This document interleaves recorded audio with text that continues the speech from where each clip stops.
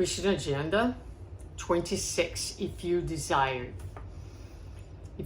to be effectively a Christian, by losing, you will win in the human battle. By yielding, you will obtain the means that you need. By working, you will attain your own happiness. By forgiving, you will edify those around you. By liberating, you will conquer others. By enduring, you will withstand the storm. By renouncing, you will gain immortal treasures. By blessing, you will save many. By suffering, you will receive more light. By sacrificing yourself, you will find peace. By striving, you will purify yourself. By loving, you will always illumine. So, quick lesson, lots to think about. If you desire to be effectively a Christian. So let's start here. What does that mean?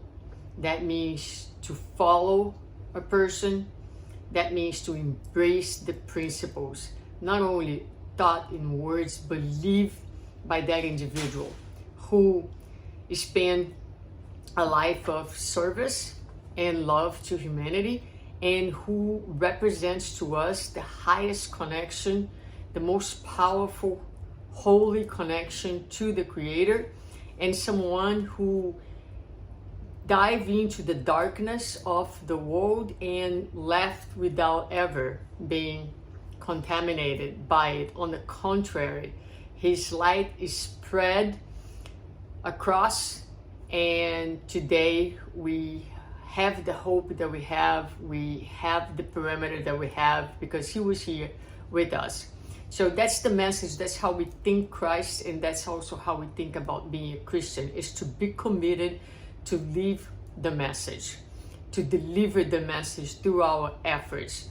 It's not going to be perfect. It can't be perfect. We are in a journey towards perfection, but what's going to make us a true Christians is our commitment to try and to never give up on the message of love. And this message of love encompasses all the other verbs that are used here in this text, including losing, yielding, working, forgiving, liberating, enduring, renouncing, blessing, suffering, sacrificing, striving, and loving. And always remember that when you have the message in your heart, your paradigm, the way that you appreciate life changes completely. So what to the world might appear to be a victory, it can be a circumstance that compromises and takes your peace away. So many times we will choose actions that to the world is going to look like you were losing.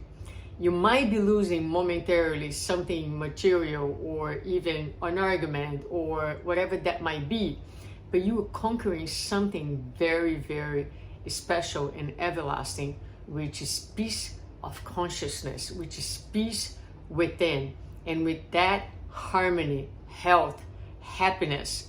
So again, many times the world is going to look at the true Christian and it's going to say, this person is crazy.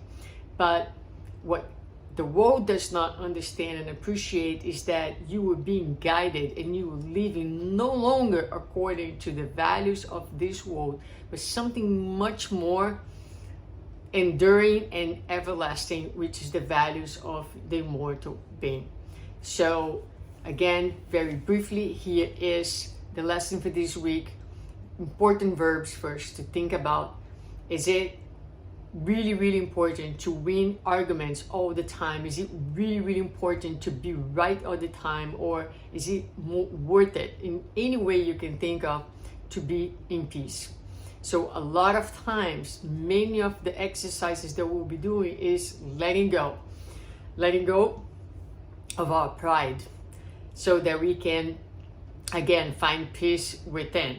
So yielding, losing, liberating, enduring, renouncing, blessing always, trying to always approach life and relationships from a compassionate way, understanding that the person who is hurting or who is, struggling is someone who needs our love and our blessings. So the more we bless not only the people that we love, but the people who we don't understand, the more we are also elevating our frequency and choosing to live in a higher frequency, a frequency of more peace, more understanding, and holiness.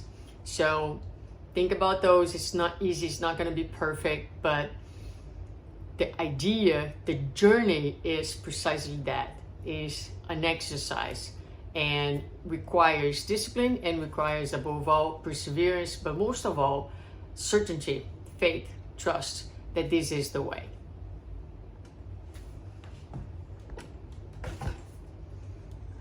But okay.